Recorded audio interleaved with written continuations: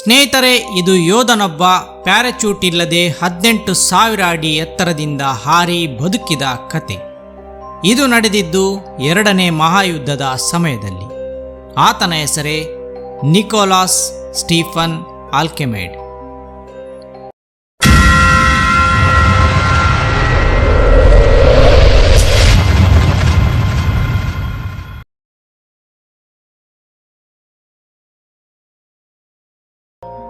ಜರ್ಮನಿಯ ಹಿಟ್ಲರ್ 2ನೇ ಮಹಾಯುದ್ಧದಲ್ಲಿ ತನ್ನ ಸರ್ವಾಧಿಕಾರಿ ಧೋರಣೆಯನ್ನು ಮುಂದುವರಿಸಿದ್ದ.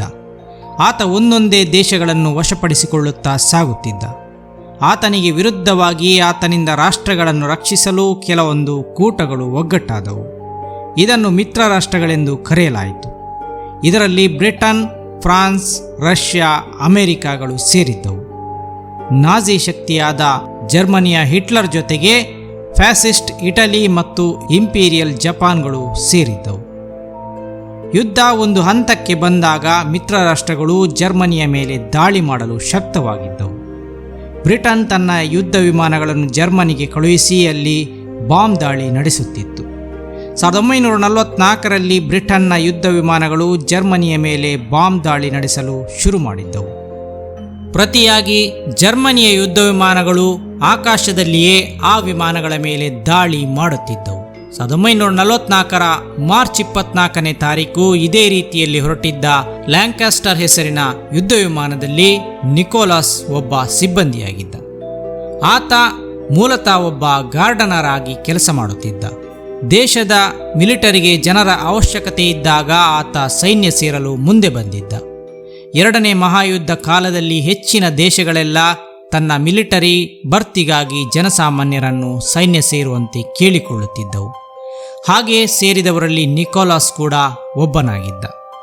ಈತನನ್ನು ಏರ್ ಗನ್ನರ್ ಆಗಿ ತರಬೇತುಗೊಳಿಸಲಾಗಿತ್ತು. ಏರ್ ಗನ್ನರ್ ಎಂದರೆ ಬಾಂಬರ್ ವಿಮಾನದ ಹಿಂದಿನ ತುದಿಯಲ್ಲಿ ಕುಳಿತು ಮೆಷಿನ್ ಗನ್ನಿಂದ ಎದುರಾಳಿ ವಿಮಾನಗಳಿಗೆ ಫೈರಿಂಗ್ ಮಾಡುವ ಸಿಬ್ಬಂದಿ. ಅಲ್ಲಿ ಆತನಿಗೆ ಕುಳಿತುಕೊಳ್ಳುವಷ್ಟು ಮಾತ್ರ ಜಾಗ ಬಿಟ್ಟರೆ ಬೇರೇನೂ ಜಾಗವಿರುವುದಿಲ್ಲ. ಹಿಂದಿನಿಂದ ಅಥವಾ ಎರಡೂ ಬದಿಗಳಿಂದ ಶತ್ರು ವಿಮಾನವೇನಾದರೂ ಕಂಡರೆ ಅವರತ್ತ ಗನ್ ತಿರುಗಿಸಿ ಶೂಟ್ ಮಾಡಿ ಅವರನ್ನು ಹೊಡೆದುಳಿಸಬೇಕಿತ್ತು. ಇಂತಹ ಕೆಲಸಕ್ಕೆ ನಮ್ಮ ನಿಕೋಲಾಸ್ ನಿಯುಕ್ತಿಗೊಂಡಿದ್ದ. ಅವನಿದ್ದ ವಿಮಾನಕ್ಕೇನಾದರೂ ಹಾನಿ ಸಂಭವಿಸಿದರೆ ಪ್ಯಾರಾಚೂಟ್ ಕಟ್ಟಿಕೊಂಡು ಹಾರಬಹುದಾದ ಸೌಲಭ್ಯವಿತ್ತು. ಆ ಪ್ಯಾರಾಚೂಟನ್ನು ವಿಮಾನದ ನಡುವಿನ ಕೋಣೆಯಲ್ಲಿ ಇರಿಸಲಾಗುತ್ತಿತ್ತು. ಏರ್ ಗನ್ನರ್ಗೆ ತಾನಿದ್ದ ಚಿಕ್ಕ ಸ್ಪೇಸ್ನಿಂದ ಎದ್ದು ನಿಂತು ಬಲಗಡೆಯ ಬಾಗಿಲು ತೆರೆದು ಮಧ್ಯ ಕೋಣೆಗೆ ಬರಬೇಕಿತ್ತು. 1944ರ ಮಾರ್ಚ್ 24ನೇ ತಾರೀಕು ಲ್ಯಾಂಕಾಸ್ಟರ್ ವಿಮಾನ ತನ್ನ ಬಾಂಬ್ ದಾಳಿಯ ಡ್ಯೂಟಿಗೆಂದು ಹೊರಟಿತ್ತು. ಅದಾಗಲೇ 14 ಯಶಸ್ವಿ ಆಪರೇಷನ್ಗಳನ್ನು ಮುಗಿಸಿದ ಖ್ಯಾತಿ ಲ್ಯಾಂಕಾಸ್ಟರ್ ವಿಮಾನಕ್ಕಿತ್ತು, ಜೊತೆಗೆ ನಿಕೋಲಸ್ಗೆ ಕೂಡ. ಅಂದು ಜರ್ಮನಿಯ ಬರ್ಲಿನ್ ನಗರಕ್ಕೆ ಬಾಂಬ್ ದಾಳಿ ಮಾಡಬೇಕಿತ್ತು. ಎಂದಿನಂತೆ ರಾತ್ರಿಯ ಸಮಯ ವಿಮಾನ ಜರ್ಮನಿಯ ಬರ್ಲಿನ್ ತಲುಪಿ ನಿರ್ದಿಷ್ಟ ಜಾಗಕ್ಕೆ ಹೋಗಿ ತನ್ನ ಪೇಲೋಡನ್ನು ಇಳಿಸಿತ್ತು. ಅಂದರೆ ತಾನು ತಂದಿದ್ದ ಅಷ್ಟೂ ಬಾಂಬ್ಗಳನ್ನು ಬೀಳಿಸಿತ್ತು. ನಂತರ ಲ್ಯಾಂಕಾಸ್ಟರ್ ಹಿಂದಿರುಗುವ ಸಮಯ. ಅದಾಗಲೇ ಆಕಾಶದಲ್ಲಿ ಜರ್ಮನಿಯ ಯುದ್ಧ ವಿಮಾನಗಳು ಕಾಣಿಸಿಕೊಂಡವು. ಒಂದು ವಿಮಾನ ಲ್ಯಾಂಕಾಸ್ಟರ್ನ ಹತ್ತಿರ ಬಂದಾಗ ನಿಕೋಲಾಸ್ ಕೂಡಲೇ ತನ್ನ ಗನ್ ಅತ್ತ ತಿರುಗಿಸಿ ಅದನ್ನು ಹೊಡೆದುರುಳಿಸಿಯೇ ಬಿಟ್ಟಿದ್ದ. ಆದರೆ ಸ್ವಲ್ಪ ಹೊತ್ತಿನಲ್ಲಿ ಲ್ಯಾಂಕಾಸ್ಟರ್ ಮೇಲೆಯೇ ಒಂದು ದಾಳಿ ನಡೆಯಿತು. ಅದು ಎಲ್ಲಿಂದ ಬಂತು ಎಂದು ಗೊತ್ತಾಗುವಷ್ಟರ ಹೊತ್ತಿಗೆ ನಿಕೋಲಾಸ್ನ ವಿಮಾನದ ಹಿಂದಿನ ಭಾಗಕ್ಕೆ ಡ್ಯಾಮೇಜ್ ಆಗಿರುವುದು ಅವನ ಅನುಭವಕ್ಕೆ ಬರುತ್ತದೆ. ವಿಮಾನದ ಬದಿಗೂ ಹಾನಿಯಾಗಿರುವುದು ಆತನಿಗೆ ಆನಂತರ ತಿಳಿಯುತ್ತದೆ. ಆತ ಪೈಲಟ್ಗೆ ಈ ವಿಷಯ ತಿಳಿಸಬೇಕೆಂದು ಸಂಪರ್ಕಿಸಲು ಪ್ರಯತ್ನಿಸಿದರೆ ಆತನಿಂದ ಸಂಪರ್ಕ ಸಾಧ್ಯವಾಗಲಿಲ್ಲ. ಯಾಕೆಂದರೆ ಪೈಲಟ್ ಮತ್ತು ಇನ್ನಿಬ್ಬರು ಸಿಬ್ಬಂದಿ ಅದಾಗಲೇ ವಿಮಾನದ ಮುಂಭಾಗಕ್ಕೆ ಬೆಂಕಿ ಬಿದ್ದುದನ್ನು ಗಮನಿಸಿದ್ದರು. ಪೈಲಟ್ ಆ ಕೂಡಲೇ ಘೋಷಿಸಿಯೇ ಬಿಟ್ಟಿದ್ದ, ಇನ್ನು ಈ ವಿಮಾನವನ್ನು ನಡೆಸಲು ಸಾಧ್ಯವಿಲ್ಲ, ಎಲ್ಲರೂ ಪ್ಯಾರಾಚೂಟ್ ಕಟ್ಟಿಕೊಂಡು ಹಾರಿ ಎಂದು. ನಿಕೋಲಾಸ್ ತಾನು ಕೂತಿದ್ದ ಜಾಗದಿಂದ ಎದ್ದು ಬಾಗಿಲನ್ನು ತೆಗೆದು ಮಧ್ಯ ಕೋಣೆಗೆ ಬಂದ. ಆದರೆ ಆ ಕೋಣೆಗಾಗಲೇ ಬೆಂಕಿ ಹಿಡಿದಿತ್ತು. ಪ್ಯಾರಾಚೂಟ್ ನೋಡ ಹೋದರೆ ಅದಕ್ಕೂ ಬೆಂಕಿ ಹರಡಿತ್ತು. ಪೈಲಟ್ ಮತ್ತು ಇನ್ನಿಬ್ಬರು ಆ ಮಧ್ಯ ಕೋಣೆಗೆ ಬರಲಾಗದೆ ತಮ್ಮ ರೂಮಿನೊಳಗೆ ಲಾಕ್ ಆಗಿದ್ದರು. ನಿಕೋಲಾಸ್ಗೆ ಬೇರೆ ದಾರಿ ಇರಲಿಲ್ಲ. ಒಂದೇ ಬೆಂಕಿಯಲ್ಲಿ ಸುಟ್ಟು ಸಾಯಬೇಕು, ಇಲ್ಲ ಕೆಳಗಡೆ ಹಾರಿ ಸಾಯಬೇಕು. ಕಗ್ಗತ್ತಲ ರಾತ್ರಿ ಬೇರೆ. ಕೂಡಲೇ ನಿರ್ಧಾರ ತೆಗೆದುಕೊಳ್ಳಬೇಕಾದ ಸಮಯವಾದ್ದರಿಂದ ಆತ ಬೇರೆ ದಾರಿ ಕಾಣದೆ ಕೆಳಗಡೆ ಹಾರಿಯೇ ಬಿಟ್ಟ. ಆತನಿಗೆ ತಾನು ಕಾಲು ಮೇಲೆ ತಲೆ ಕೆಳಗೆ ಮಾಡಿ ಬೀಳುತ್ತಿದ್ದೇನೆ ಎಂಬುದಷ್ಟೇ ಗೊತ್ತಿತ್ತು. ಆತನಿಗೆ ಎಚ್ಚರವಾದಾಗ ಮರಗಳೆಡೆಯಲ್ಲಿ ರಾತ್ರಿ ಆಕಾಶದ ನಕ್ಷತ್ರಗಳು ಕಾಣುತ್ತಿದ್ದವು. ಆತನಿನ್ನೂ ಬದುಕಿದ್ದ. 18,000 ಅಡಿ ಎತ್ತರದಿಂದ ಪ್ಯಾರಾಚೂಟ್ ಇಲ್ಲದೆ ಹಾರಿದ್ದ ಆತ ಬದುಕಿ ಉಳಿದಿದ್ದ.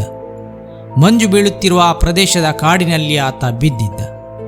ಮರವೊಂದರ ಮೇಲೆ ಬಿದ್ದು ಅದರ ಕೊಂಬೆಗಳ ಮೇಲೆಲ್ಲ ಸಿಲುಕಿ ಕೊನೆಗೂ ಆತ ನೆಲಕ್ಕೆ ಬಿದ್ದಿದ್ದ. ಆದರೆ ಜೀವಂತವಾಗಿದ್ದ. ಆತ ತನ್ನ ಕಾಲನ್ನೆಲ್ಲ ಎತ್ತಿ ನೋಡಿದ್ದ. ಎಲ್ಲವೂ ಸರಿಯಾಗಿತ್ತು. ತನ್ನ ದೇಹವೇನು ಛಿದ್ರವಾಗಿಲ್ಲ ಎಂದು ತಿಳಿಯಿತು. ಥ್ಯಾಂಕ್ ಯು ಜೀಸಸ್ ಎಂದು ಆತ ಉದ್ಗಾರ ತೆಗೆದ. ಅದು ಆತನನ್ನು ಬದುಕಿಸಿದ್ದಕ್ಕಾಗಿತ್ತು. ಆತನಿಗಿನ್ನೂ ಆಗ 22 ವರ್ಷ ವಯಸ್ಸಾಗಿತ್ತು ಅಷ್ಟೇ. ಸಾಯುತ್ತಿದ್ದೇನೆ ಎಂದು ಗೊತ್ತಾಗಿ ಮೇಲಿನಿಂದ ಹಾರುವಾಗ ಆತ ತನ್ನ ಪ್ರಿಯತಮೆಯನ್ನು ನೆನೆದಿದ್ದ. ಆಕೆಗೆ ನಾಳೆ ಸಿಗುತ್ತೇನೆಂದು ಹೇಳಿದ್ದ ಮಾತು ನೆನಪಾಗಿತ್ತು. ಇಷ್ಟೆಲ್ಲ ಆದರೂ ಆತ ಬದುಕುಳಿದಿದ್ದ. ಆತನಿಗೆ ಮೈಯಿಡೀ ನೋಯುತ್ತಿತ್ತು. ಎಲ್ಲೆಲ್ಲ ಏನೇನಾಗಿದೆ ಎಂದು ಗೊತ್ತಾಗುತ್ತಿರಲಿಲ್ಲ. ಏರ್ಫೋರ್ಸ್ನ ಸಿಬ್ಬಂದಿಗಳಿಗೆ ಒಂದು ವಿಸಿಲನ್ನು ಕೊಟ್ಟು ಅದನ್ನು ಅವರ ಕುತ್ತಿಗೆಗೆ ನೇತು ಹಾಕಲಾಗಿರುತ್ತದೆ. ಇದು ಅಪಾಯದ ಸಂದರ್ಭದಲ್ಲಿ ತಮ್ಮವರನ್ನು ಕರೆಯಲು ಮಾಡಿಕೊಂಡ ವ್ಯವಸ್ಥೆಯಾಗಿತ್ತು. ಈಗ ನಿಕೋಲಾಸ್ಗೆ ಆ ದಟ್ಟವಾದ ಮಂಜು ಬೀಳುತ್ತಿರುವ ಕಾಡಿನಲ್ಲಿ ರಾತ್ರಿ ಹೊತ್ತು ಬಿದ್ದಿರುವಾಗ ಯಾರನ್ನು ಕರೆಯಬೇಕು ಎಂದು ಗೊತ್ತಾಗಲಿಲ್ಲ. ಆತನ ಬಳಿ ಇದ್ದುದು ಆ ವಿಸಿಲ್ ಒಂದೇ. ಆತ ಆ ವಿಸಿಲನ್ನು ಊದಿದ. ಸುಮಾರು ಹೊತ್ತು ಯಾರೂ ಬರುವಂತೆ ಕಾಣಲಿಲ್ಲ. ಅಲ್ಲಿ ಯಾರೂ ಇಲ್ಲವೇನೋ ಎಂದು ಆತ ಸುಮ್ಮನಾದ. ಆತ ಬಿದ್ದ ಜಾಗ ಒಂದು ಹಳ್ಳಿಯ ಬಳಿ ಇದ್ದ ಕಾಡಾಗಿತ್ತು. ಸ್ವಲ್ಪ ಹೊತ್ತಿನ ನಂತರ ಆತ ಮತ್ತೊಮ್ಮೆ ಇದ್ದ ಶಕ್ತಿಯನ್ನೆಲ್ಲ ಬಳಸಿ ಜೋರಾಗಿ ವಿಸಿಲ್ ಊದಿದ. ಈ ಬಾರಿ ಸ್ವಲ್ಪ ಹೊತ್ತು ಊದಿದ ನಂತರ ದೂರದಲ್ಲಿ ಏನೋ ಶಬ್ದವಾದಂತಾಯಿತು. ಆತ ಜೋರಾಗಿ ಊದಲಾರಂಭಿಸಿದ. ದೂರದಲ್ಲಿ ಜನರ ಶಬ್ದ ಕೇಳಿಸಿತು. ಇನ್ನೂ ಜೋರಾಗಿ ಊದಿದ. ಜನರಿಗೆ ಆತನಿಗಿರುವ ಜಾಗ ಗೊತ್ತಾಗಿಬಿಟ್ಟಿತ್ತು. ಅವರು ಹಳ್ಳಿಯ ಜನರಾಗಿದ್ದರು. ಅವರು ಆತನ ಬಳಿ ಬಂದು ಆತನನ್ನು ಏಳಲು ಹೇಳಿದರು. ಆದರೆ ಅವನಿಗೆ ಏಳಲಾಗುತ್ತಿರಲಿಲ್ಲ. ಅವರು ಒಂದು ಗೋಣಿಚೀಲವನ್ನು ತಂದು ಅದರ ಮೇಲೆ ಆತನನ್ನು ಮಲಗಿಸಿ ಹಾಗೆಯೇ ಅದನ್ನು ಮಂಜಿನ ಮೇಲೆ ಎಳೆದುಕೊಂಡು ಹೋದರು. ಅವರು ಒಂದು ಅಜ್ಜಿಯ ಮನೆಯವರೆಗೆ ಆತನನ್ನು ಸಾಗಿಸಿದ್ದರು. ಅಜ್ಜಿ ಆತನಿಗೆ ಆರೈಕೆ ಮಾಡಿ ಗಾಯಗಳಿಗೆ ಔಷಧಿ ಹಚ್ಚುತ್ತಾಳೆ. ಬೆಳಿಗ್ಗೆ ಅಲ್ಲಿಗೆ ಪೊಲೀಸರು ಬರುತ್ತಾರೆ. ನಿಕೋಲಾಸ್ನನ್ನು ಆಸ್ಪತ್ರೆಗೆ ಸೇರಿಸಲಾಗುತ್ತದೆ.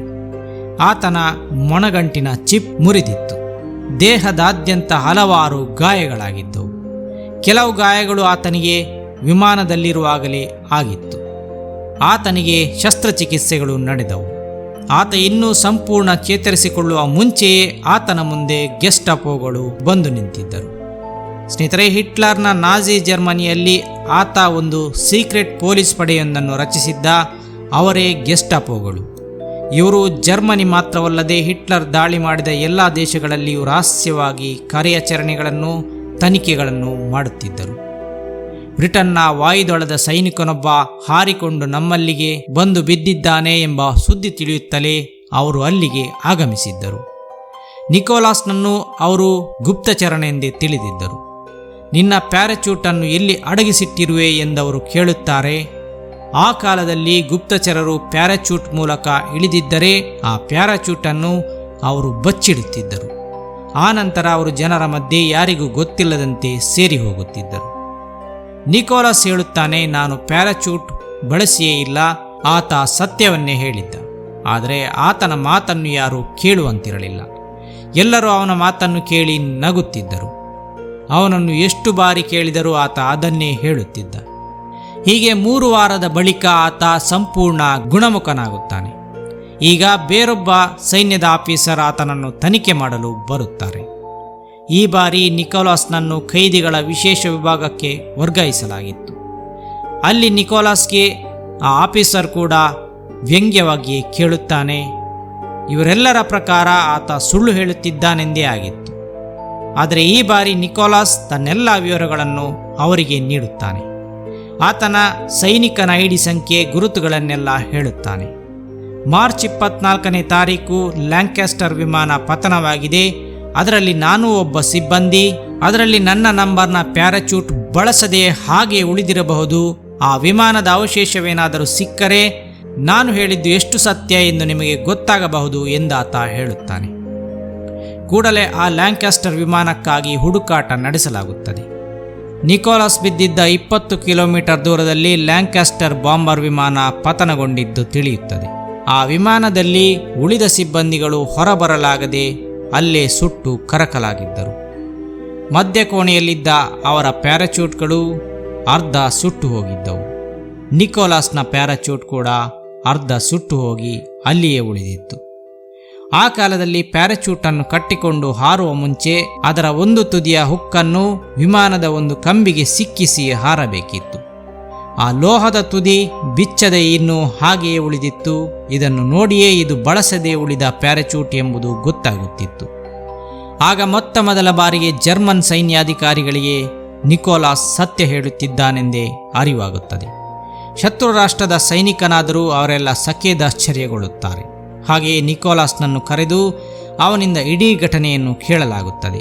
ಆತ ಇಡೀ ಘಟನೆಯನ್ನು ವಿವರಿಸುತ್ತಾನೆ. ನಿಕೋಲಾಸ್ನನ್ನು ಗೌರವಿಸಲಾಗುತ್ತದೆ. ನಿಕೋಲಾಸ್ ಸಾಗುತ್ತಿದ್ದ ವಿಮಾನ 18,000 ಅಡಿ ಎತ್ತರದಲ್ಲಿ ಸಾಗುತ್ತಿತ್ತು ಎಂದು ತಿಳಿಯುತ್ತದೆ. ಅಷ್ಟು ಎತ್ತರದಿಂದ ಹಾರಿದರೆ ಯಾವ ಮನುಷ್ಯನು ಬದುಕುಳಿದಿರಲು ಸಾಧ್ಯವೇ ಇಲ್ಲ. ಆದರೆ ನಿಕೋಲಾಸ್ ಬದುಕುಳಿದಿದ್ದ. ಆತನ ಬಗ್ಗೆ ಇಡೀ ಜರ್ಮನಿಗೆ ಗೊತ್ತಾಗುತ್ತದೆ. ಆತನ ವಿಮಾನದಲ್ಲಿದ್ದ ಇತರ ಸಿಬ್ಬಂದಿಗಳ ಮೃತದೇಹಗಳನ್ನು ತಂದು ಮಿಲಿಟರಿ ಗೌರವಗಳೊಂದಿಗೆ ಅಂತ್ಯ ಸಂಸ್ಕಾರ ನಡೆಸಲಾಗುತ್ತದೆ. 18,000 ಅಡಿ ಎತ್ತರದಿಂದ ಹಾರಿ ಬದುಕುಳಿದ ದಾಖಲೆ ನಿಕೋಲಾಸ್ ಹೆಸರಿಗೆ ಸೇರುತ್ತದೆ. ನಿಕೋಲಾಸ್ನ ಕತೆ ಕೇಳಿ ಆತನ ಜೊತೆ ಇದ್ದ ಖೈದಿಗಳೆಲ್ಲ ಮತ್ತು ಜರ್ಮನ್ ಅಧಿಕಾರಿಗಳೆಲ್ಲ ಈ ಘಟನೆಯ ಸತ್ಯಾಸತ್ಯತೆಯನ್ನು ಮುಂದಿನ ಜನಾಂಗ ನಂಬುವಂತೆ ಮಾಡಬೇಕಾದರೆ ಏನು ಮಾಡಬೇಕು ಎಂದು ಚರ್ಚಿಸುತ್ತಾರೆ. ಅವರೆಲ್ಲ ಸೇರಿ ಒಂದು ಪತ್ರದಲ್ಲಿ ಈ ಘಟನೆಯನ್ನು ಬರೆದು ನಿಕೋಲಾಸ್ನ ಸಾಹಸಕ್ಕೆ ನಾವೆಲ್ಲ ಸಾಕ್ಷಿ ಮತ್ತು ಆತನ ಜೊತೆಗಿರುವ ಅರ್ಧ ಸುಟ್ಟು ಹೋದ ಪ್ಯಾರಾಚೂಟ್ ಸಾಕ್ಷಿ ಎಂದು ಅದರಲ್ಲಿ ಬರೆದು ಸಹಿ ಹಾಕುತ್ತಾರೆ. ಈ ಅರ್ಧ ಸುಟ್ಟ ಪ್ಯಾರಾಚೂಟ್ ಮತ್ತು 100 ಜನರ ಸಹಿ ಇದ್ದ ಆ ಪತ್ರವನ್ನು ನಿಕೋಲಾಸ್ ತಾನು ಸಾಯುವವರೆಗೂ ಜೋಪಾನವಾಗಿ ಇಟ್ಟುಕೊಂಡಿದ್ದ. ಯುದ್ಧ ಮುಗಿದ ನಂತರ ಕೈದಿಗಳನ್ನು ಬಿಡುಗಡೆ ಮಾಡಲಾಗಿತ್ತು. ಆಗ ನಿಕೋಲಾಸ್ ಕೂಡ ಬಿಡುಗಡೆಯಾಗಿದ್ದ. 1945ರಲ್ಲಿ ತನ್ನ ಊರಿಗೆ ಬಂದ ಆತ ತನ್ನ ಪ್ರಿಯತಮೆಯನ್ನು ಮದುವೆಯಾಗುತ್ತಾನೆ. ಆತ 1987ರವರೆಗೆ ಬದುಕಿದ್ದು 87ರಲ್ಲಿ ತೀರಿ ಹೋಗುತ್ತಾನೆ. ವಿಮಾನದಿಂದ ಹಾರಿದ್ದ ಆ ದಿನ ಆತ ಸತ್ತಿದ್ದೇನೆಂದೇ ಅಂದುಕೊಂಡಿದ್ದ. ಆದರೆ ಪವಾಡ ಸದೃಶವಾಗಿ ಆತ ಪಾರಾಗಿದ್ದ. ಆತನ ಸಾಹಸವನ್ನು ಕೊಂಡಾಡಿ ಆತನಿಗೆ ಹಲವಾರು ಪ್ರಶಸ್ತಿಗಳು ದೊರೆತವು.